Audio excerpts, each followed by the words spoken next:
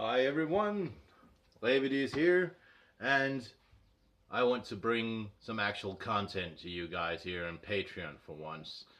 Um, as I mentioned quite a few times in the past, I've been out of the loop for a while, setting up my new flat, and several other things I've been doing.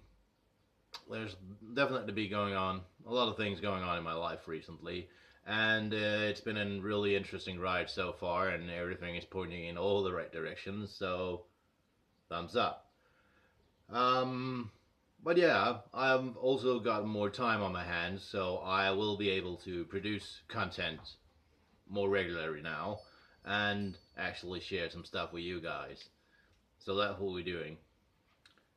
So the other day, I posted a small video on my Facebook page showing me where you basically showed off some stuff that we're doing. I was working with a rowan stick with a galdra etched into it, and I wrapped it in thistle leaves, and I concealed it beneath the ceiling or above the ceiling by my front door into the flat. I didn't explain much what I was doing. I guess a lot of people guessed it. But I just want to go over it with you guys. And for this occasion, I have actually broken open the ceiling again, and I have taken out the actual piece that I put in there. You can see it here. It's somewhat dried up by now. I don't know if you can see the actual galdra in here. It's in here. See if I can get some light on it. I can't. Hold on. See if this helps. So I actually got the galdra etched into it in here, wrapped in thistle. These still sting. So, whoopsie, that might not be good. I'll have to rewrap that. So this is not a spell or a besvärjelse or a galda that I came up with myself. This is actually a historical one you can find in Icelandic manuscripts. I will admit though that I somewhat build upon it using some things I found in Danish folk magic and redesigning it a little to fit my needs. I'll show you what we got. Now basically this Galdrastafir is made to ensure that no one is able to enter your home that you don't want to enter your home. It's a sort of protection from bad people getting into your place, you could say. You would be able to find a version of it that looks somewhat like this if you rummage through old manuscripts.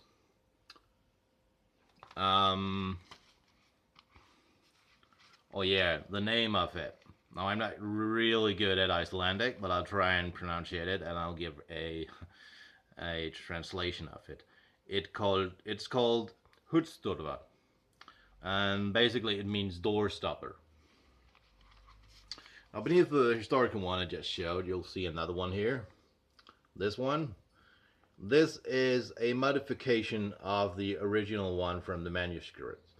This is adding a little more protection regarding people having devices on them. This is somewhat, trying and making a Galdrastafir that approaches modern living and other concerns that you may have than just people walking in your front door. I have been working on a version you can use on your electronic devices also, but it's, you know, when we move into this area, some people think it's a little too Dutchy, and I try to avoid publishing too much of that stuff, but I think I might do it in here on Patreon. Anyway, there's another version of it. You can see it here in my other notebook. This is one of the originals I found, and here again is a development of it that I did myself. Now what I found differs in these two versions. You can see you have like these staves out here that's added in this version, and they are not existing in this version. I found that this works really well with houses that has more than one entrance. By just placing it above one door in the house, you automatically like get extra strength and protection at other entry points of the house. While this one seems to be particularly good at protecting houses with one entrance. Um, this is just by trying it out different places and talking to people. This is based on, so I have nothing more than that to back that theory up. But just been doing some experimenting with it.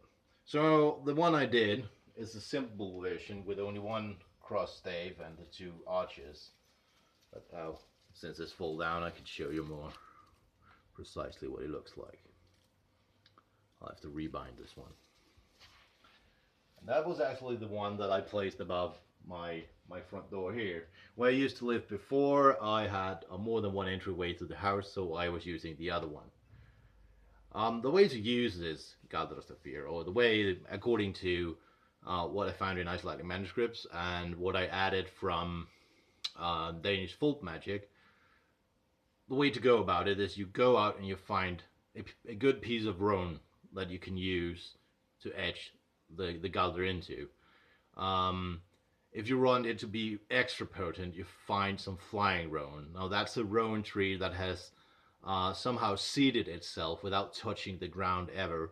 So it would be like seated in like the fork of another tree, or on a rooftop, or on a stone or rock or something like that. So the roots are connected not directly to the ground, but to ground that is like held in place, or it has leached onto another tree. If you find these growing on human constructed buildings, for example, on a roof or something like that, on a wall, it is considered less potent than if you find it growing in the wild in another tree or on a large rock formation. And perhaps if you could find one growing on a rock on a mound, you'll have something really special. Anyway, that's the piece of wood you need for this spell. You also need some fresh thistle leaves, and it's important, as I see it, in my experience, it's important that you just go out there and you get them with your bare hands, because you have to like give a piece of yourself for this, and the pain you will experience plucking those leaves is like part of the magic you're working with.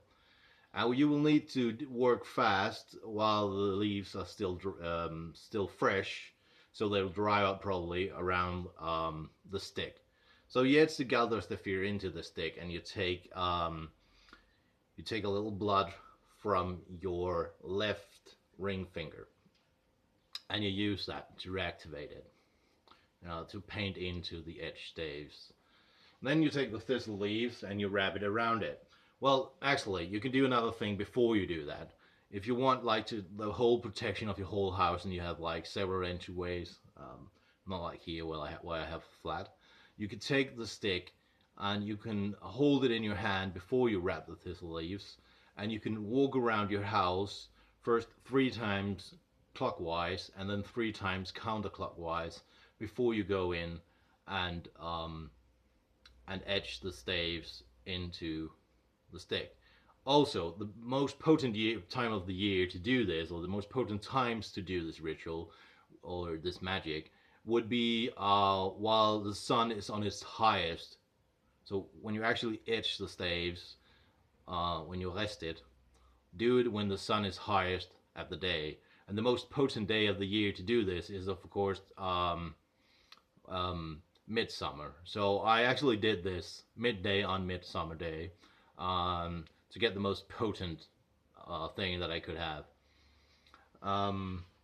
So once you've done that, you could etch it in the middle of the day, and you can wait for later to wrap the thistle and hang it up. You don't have to like just try and etch the staves, and then later you could walk around with your house with it, and during the evening or wherever you like to do this kind of stuff, wrap it with thistle and hang it. Now there, you could hang it either visible above your doorway into your house, or in some cases I have actually just painted it that's like a lesser form of protection as I see it, because you don't lay as much magic into it, but you could just paint it above the door also. That might add some, you could like combine it. but the best way to go about it would be like to have the stave and actually conceal it somewhere where it isn't visible when people come in and out of your house. So yeah, I'll just be going back and re-wrapping this one. I might go and get some new thistle leaves because it fell on the floor as I was showing you guys, and these dried up ones are not quite as easy to wrap again. What happens when you wrap it is like it's really soft and you can wrap it around, and it hurts a lot, of course. And then you can seal it, and then it will dry up, and they will like hold tight. They will dry in position. So it looks really neat when it's tied up. Not so much anymore. I'll have to redo it. So that was like some extra content to you guys. I can't promise that I'll be able to edit these videos. Most of it would just be me talking blah blah blah blah and cutting it off and uploading it. But if I do have more time, I will go out soon, hope, and film some stuff outside, go to some special locations and talk about them like I have done in the past, and go into more depth with it with you guys here on Patreon. So I want to thank you so much for your support. I am getting messages all over the place. So thank you so much for your support. You guys have really helped me out in a really rough period of my life. And I'm back on my feet and I'm back doing the shit that I want to do. So I hope you enjoyed this. If you got any questions, leave them in the comments and I'll try and answer them. I'm getting more messages. It's okay. And I'll be back, you guys, really soon with some more interesting stuff. I might make a post on here on the Patreon asking you guys what you would like to see more of. Perhaps we could start a discussion there and tap into some topics that I know about that I could cover for you guys. So thank you so much for watching. Thank you for your support. It's been awesome so far. Let's keep pushing it.